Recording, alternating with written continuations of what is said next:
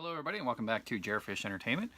Today I'm going to be dissecting a diatonic accordion and explaining how it works. I had a friend of mine kind of talking to me a little bit about it, and I thought it'd be time to try and explain it a little bit further. So I'm going to just kind of jump right into it. So a diatonic button accordion, Melodeon as it's also known as, uses similar to a harmonica where there will be a different note played whether you're pushing or pulling, just like a harmonica, whether you're drawing in or drawing out on a note. And the push or pull is based on the bellows squeezing or coming together or being drawn out or apart. In order to create the notes, the air goes across the reeds, which are the air is exposed to by pushing on these buttons across. So this here is the front grill. It's just covering it up, prevent things from getting in there and protecting all of these plungers. And if you look, there are holes there. When you're drawing or if you're pushing, you're going to be letting the air in through the reeds and then out through these holes. It gives it a way to escape, and that's what's going to generate the sound with the reeds vibrating depending on how they are tuned. The bass's side over here, this one's missing a bunch of the buttons, but same thing, has plungers that lets the air escape and then the air will vibrate across.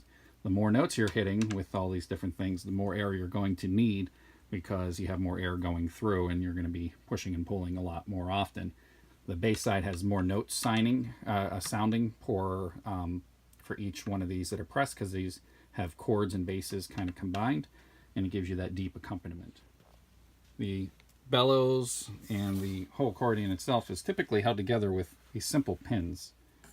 They go in these holes and they just pop out. And this is a 1950s probably Hohner accordion. This is a newer one from 2012, and you see the same thing. It's got these pins that are keeping everything together. Just to show you how this comes apart then. So the bellows, they're kind of cardboard actually, and so if you see really old ones, they have very thick cardboard paper that's keeping them together with a wooden frame around both sides of it, and then these bindings on the edge. You see somebody tried to repair this at one time with some tape because it had a bellows leak, which is never a good thing because it makes your job a lot harder as far as playing the instrument. On the bass side, these are the reed plates, and you see these are kind of big, fat, and beefy. Again, to illustrate, this is on the treble side, how these come out. And you can see if I were to push on the keyboard, how it opens up these holes depending on which notes you want to play, and that lets the air through into the reed blocks for vibration. So there's where the air would go through whenever you open up the plungers by pressing on the buttons, and it would go through whatever sound chamber is exposed to with the reeds that are on both sides. You can see there's reeds on the inside too for the push versus the pull, because it is a diatonic accordion. You get a different sound on push versus pull, so they are tuned differently versus most of the piano accordions or otherwise. If you look, I'm pushing the buttons. That's what's letting the air in and out. That would then go through those holes there. And we'll break down on how the reeds are. They have these leathers in order to prevent the reed that's on the opposite side from sounding on the push versus the pull, so you get the different notes. And then this is, you can see how those go in and out. That's what would vibrate in order to make the sound as the air is going through. So when you draw or you push, air is going to be pushed across this, out through these holes, and then out through the instrument, through here and out through there, in order to create the vibration and the sound. Or it's going to be drawn in and go the opposite direction in order to vibrate on the other side if you're drawing or pulling instead of pushing. Again, as stated, there's a reed on the other side of this. If I lift up this leather, you can see it's not just a dark hole in there, there's another piece of metal, and that is the same as what this is on the other side, and that's for the draw versus the push to get the different notes. So each one of these reed blocks actually has two reeds, one on each side. These reeds are held in with beeswax typically, so if it gets too hot, it will melt and your reeds will all pop out, and that would be very bad. Also, if this gets brittle and old, it will cause cracks and air can escape, and the like. I do believe this would be a higher note because of how small this is. The vibration would be much faster, so it would be a much faster frequency and a shorter wavelength. Coming down to this side, this much longer, it's going to be a lower note because of the slower vibration and the longer wavelength. When it comes to voicing in an accordion, and they say the number of voices, this would be a 2-voice. So every time you press one button, such as even on this one is also 2-voice, you're actually having 2 reeds that are being hit at the same time in order to get a different sounds.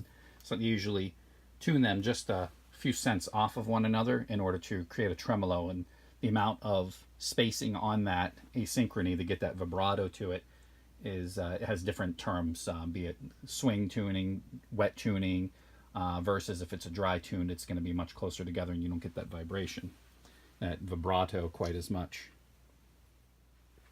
A 1-voice accordion, which all concertinas are, this would be a 1-voice here on this Castagnoli Lily, so it was only 1 reed that was sounding there, versus this guy down here is a Weltmeister, and it's got 3-voice. And it's got that wah wah wah wah wah kind of it to it because it has 3 reeds and they're all tuned just slightly off of one another in order to create the different sound. This one is a 2-voice.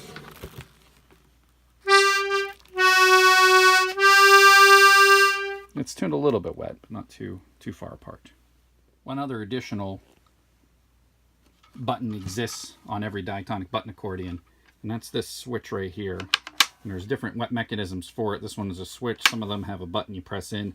But that's on the bass side, and that's for drawing air in and out without making a sound. And you can see the hole for that. It just lets air in and out. And sometimes, especially in a diatonic accordion, you need what I call take a breath, because you need to get to the next notes, and there's going to be a series of draws or pulls, and you're running out of bellows space. So you can hit that and still make sounds over here, but you can draw in and out faster in order to get ready for that next side or that next piece. That is something that's on continental button accordions and piano accordions also, although usually it becomes less necessary. Here's on this one, because they are the same note whether you draw or push, so you don't need to worry as much about running out of air because you can go the other direction, although that still becomes an issue because of ornamentation and the way you're playing it and things like that. On a diatonic button accordion, bellows and air control is extremely important. It makes a huge difference in playing, and you can really get caught because once you start getting too squeezed, if you got to make more notes going this way, you're out of luck. You're not going to do it. So you're going to have to take a breath in and then go, or wait for a draw note and hold in that button so you draw more air than you normally would in order to get ready for the next segment.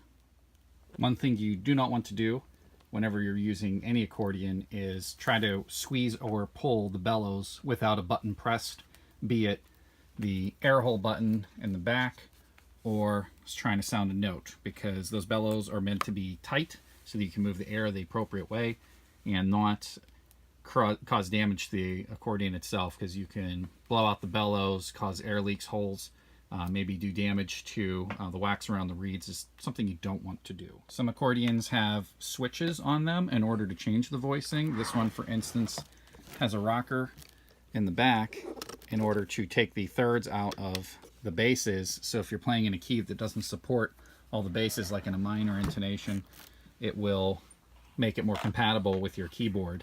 And you'll also get that with a 3-voice instrument or a 4-voice instrument on the treble side in order to take out low notes and the like, and especially on Cajun boxes, which I'll show you. So this is an Italian Paolo Soprani, probably 1950s, and it has a button on the top there, or a plunger switch, in order for changing this from a 2-voice to a 3-voice. This is tuned in AD, but... And then you pull this up and you engage then the other notes in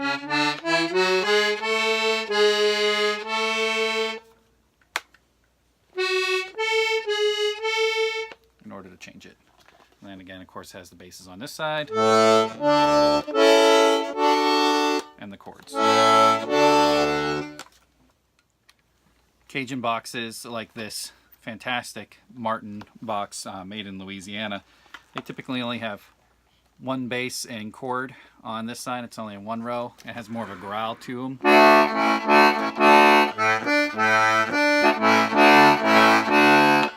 And it has 4 voices usually,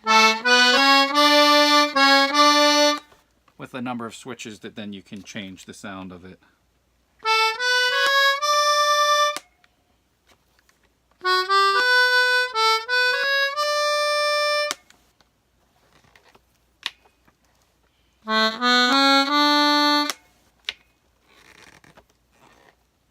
And again, you can have all 4 of the plungers up.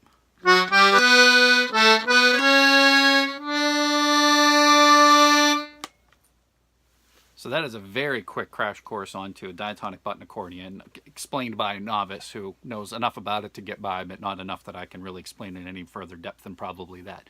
But at least gives you a little bit of an idea of the inner workings on how it actually comes together, how it creates the notes. And if you know that, you can get a better understanding on how to play it, and also some of the different things like the air control with the bellows, and also for servicing and maintenance, if you have air leaks, where could it be coming from, or the plunger sealing. There's little leather pads or felt pads in order to make less clicky sounds whenever you're clicking and clacking away with the buttons. It's kind of an interesting instrument. You also know how to protect it by keeping it out of the sun and don't let it get wet, especially cardboard wet, bad. And hope you enjoyed it. Thanks.